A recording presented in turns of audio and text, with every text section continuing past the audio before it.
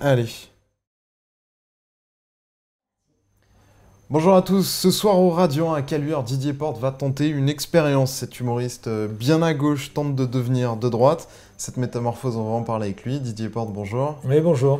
Alors c'est facile d'être de droite? Écoutez, moi je suis parti du principe que quand la gauche est arrivée au pouvoir, il y a quelques années maintenant... Vous perdiez votre fonds de commerce. Je ne pouvais pas être un humoriste majoritaire, je ne pouvais pas être dans la majorité, donc il fallait que je sois dans l'opposition. Donc mécaniquement, j'étais obligé de devenir de droite. Alors c'était pas facile a priori, mais enfin bon, je me suis plié à cette discipline, mais, sauf que j'avais pas imaginé que la gauche de gouvernement, celle de François Hollande, serait à ce point de droite. Ce qui m'a obligé à revenir un peu à gauche. C'est un peu compliqué, mais bon, naturellement, c'est mieux pour moi quand même. Mais globalement, est-ce que Hollande par rapport à Sarkozy, c'est un bon fonds de commerce? Écoutez, vous avez beaucoup prospéré sous Sarkozy. Les humoristes, globalement, en général, on a été catastrophés quand Sarkozy a perdu, bien sûr. C'était notre fonds de commerce. On n'avait pas trouvé meilleur client depuis des années. On a vu Hollande arriver avec beaucoup de, pas de déception, mais de circonspection. Et finalement, il a une bonne nature.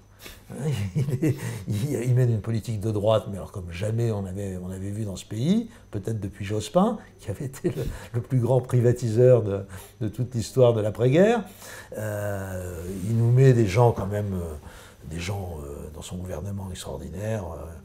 Manuel Valls, pour un type de gauche, c'est quand même une aubaine.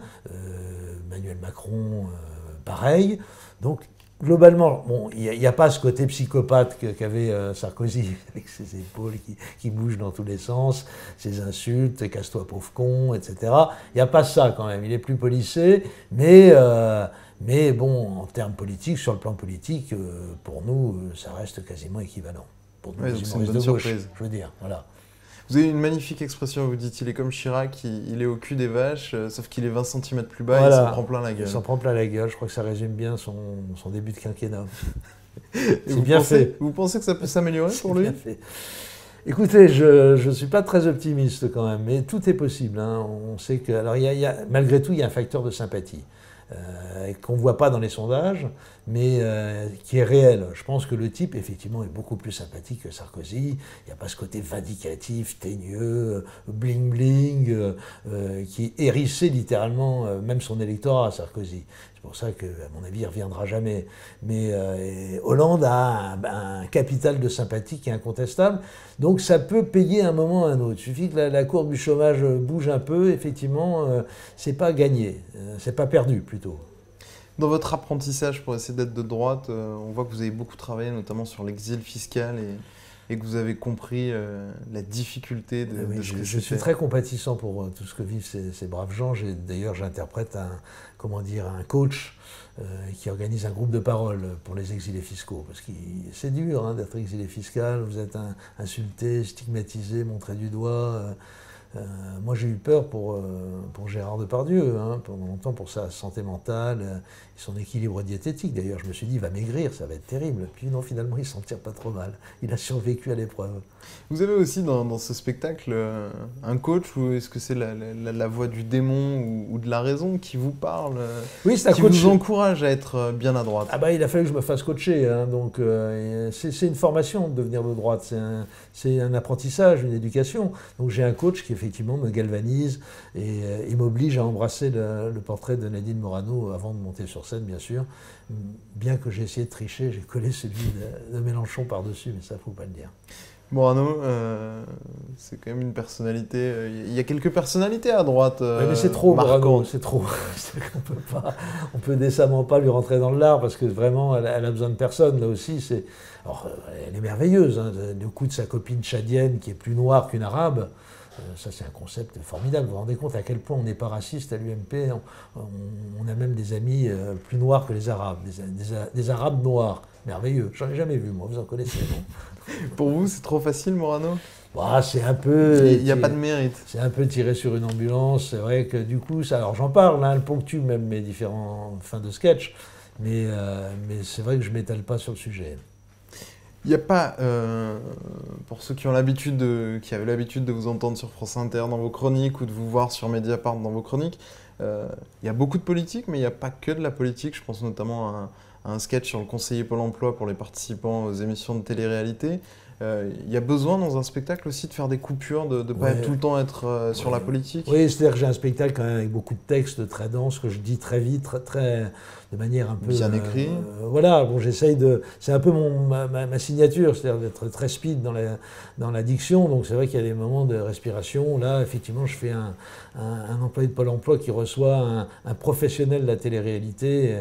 Et j'imagine le hiatus qu'il peut y avoir entre ce professionnel de l'emploi et ce professionnel de rien. Et finalement, c'est un cas désespéré, on ne peut pas le sauver. Je crois que oui, on ne peut pas les sauver. On arrive à la mi-temps de cet entretien sur TLM. Ouais. On se retrouve tout de suite sur Lyon Capital pour continuer. Dites pas qu'il y a de la pub. Ah ça non. Salaud de marchand du temple. À tout de suite. Allez, de retour sur lyoncapital.fr. Vous avez voulu être de droite. Vous n'y arrivez pas vraiment parce qu'on n'a pas l'impression que vous soyez victime du syndrome de Stockholm. En revanche, on peut se poser la question pour d'autres intellectuels, d'autres chroniqueurs. D'autres intellectuels, vous êtes gentils. On assiste quand même, on voit bien que, entre guillemets, les intellectuels de gauche sont un peu perdus. Il y en a, type Michel Onfray, dont on parle d'un basculement à droite dans le camp des néo-réacs. Vous leur avez donné une idée ou de tout c'est un phénomène Je crains que ça soit une tendance lourde quand même, la droitisation de la société.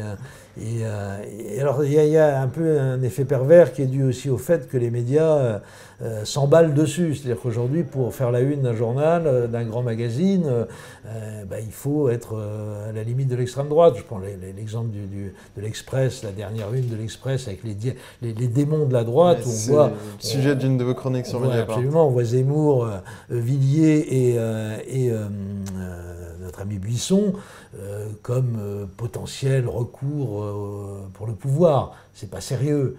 Mais voilà, aujourd'hui, si on veut vendre du papier, il faut montrer des binettes de fachos. Alors, le malheureux Michel Onfray, il aime bien qu'on parle de lui. Il a besoin de ça. C'est un esprit un peu fragile de ce point de vue-là, à mon avis. Il est un peu quand même dans le tourbillon médiatique. Donc, qui dérape, comme je pense qu'il a un peu dérapé, effectivement, lors de son conflit avec Libé et de son passage chez Ruquier. Bon, voilà, ça ne me surprend pas vraiment outre mesure. Mais comment vous l'expliquez, vous, globalement, que la parole de gauche ne soit plus incarnée par ces grands intellectuels ?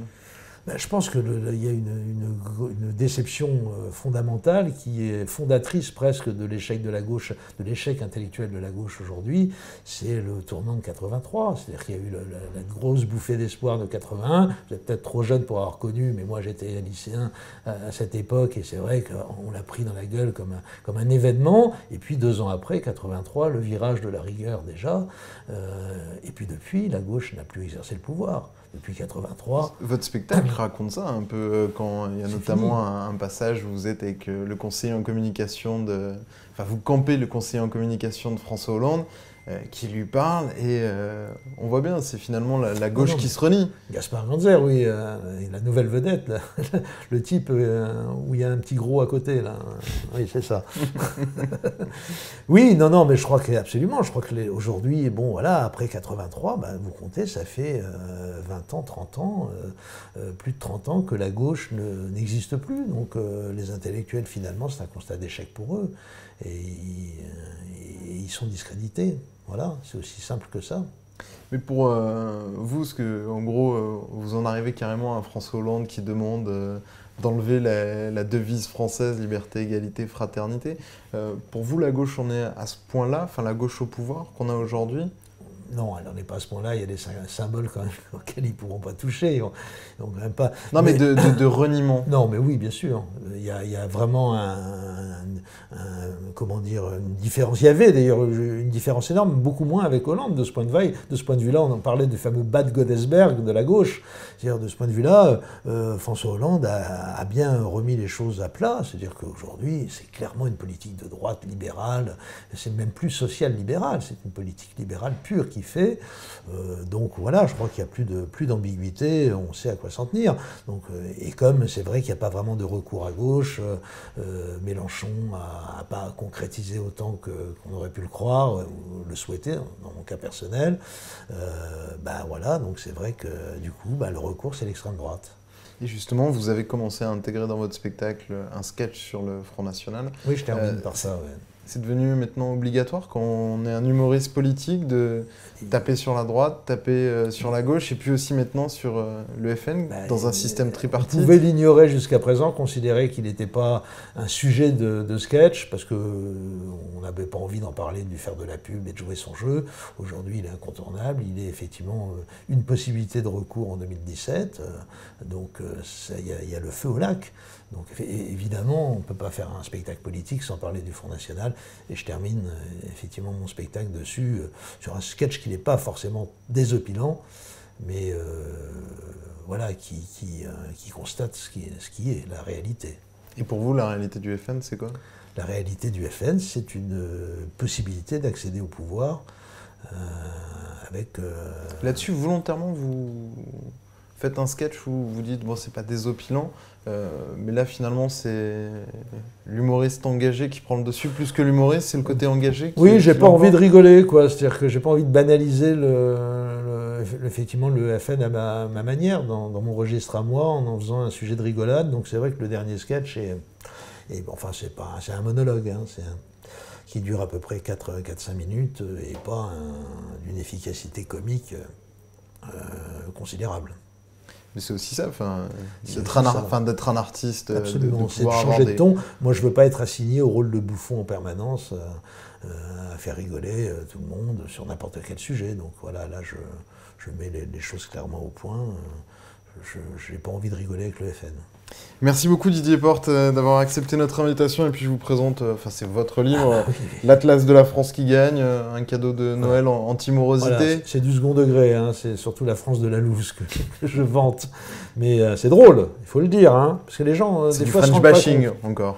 Ouais, c'est du French foutage de gueule quand même, on peut le dire. C'est mieux d'ailleurs comme ça. Merci beaucoup d'avoir été notre invité et on se retrouve demain pour une nouvelle édition de l'Autre Direct. Au revoir.